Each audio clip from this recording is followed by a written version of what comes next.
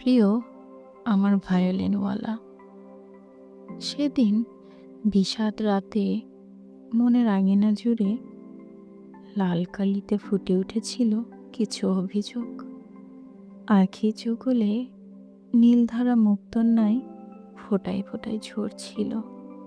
কি যেন নেই, কিসের যেন অভাব, কত বিরহ বেদনা, হাহাকার।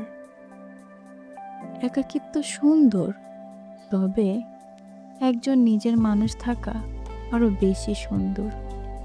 যতটা সুন্দর হলে জীবন গুছিয়ে যায়। এমন বিষাদ বেলায় ভায়োলিনের সুর মন দোলায়। জানালার ফাঁক গলে জোনাকিরা আলো দিয়ে যাচ্ছিল, তার সাথে মন আঞ্চন করা সুর।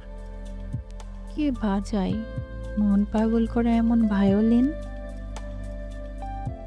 শীত প্রবাহমান, গায়ে একটি ধূসর রঙের শাল জড়িয়ে সুরেলা পথ ধরে এগিয়ে চললাম। কদম গাছটার গায়ে নিজেকে মেলে দিয়ে দাঁড়িয়ে আছে এক সুপুরুষ। জোনাকির আলোয় দেখতে পেলাম গায়ে কালো রঙের পাঞ্জাবি পরিহিত আর ধূসর রঙের শাল জড়ানো, যেন ভালোবাসার আদর হয়ে আলতো ছুঁয়ে আছে। মাথায় বাবরি চুল, আচমকা মুখ থেকে বেরিয়ে এলো, কে তুমি ভায়োলিনওয়ালা? এমন পাগল করা সুরে বাজাও কেন ভায়োলিন? উত্তর এসেছিল, আমি তোমার ভায়োলিনওয়ালা।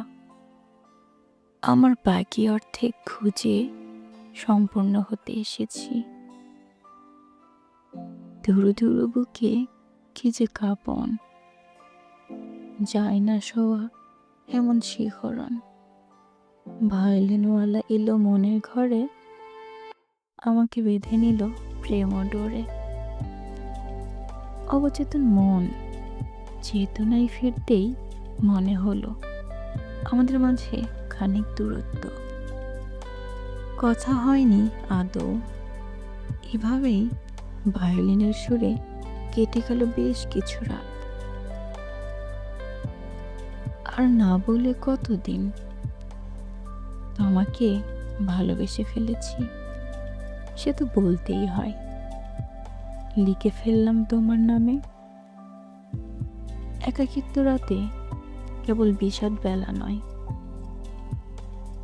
জীবনের মানে খুঁজে নিব তোমার মাঝে। সুখী হতে একজন নিজের মানুষ লাগে, তুমি আমার সেই নিজের মানুষ। ইতি তোমার অর্ধেক। ধন্যবাদ সবাইকে।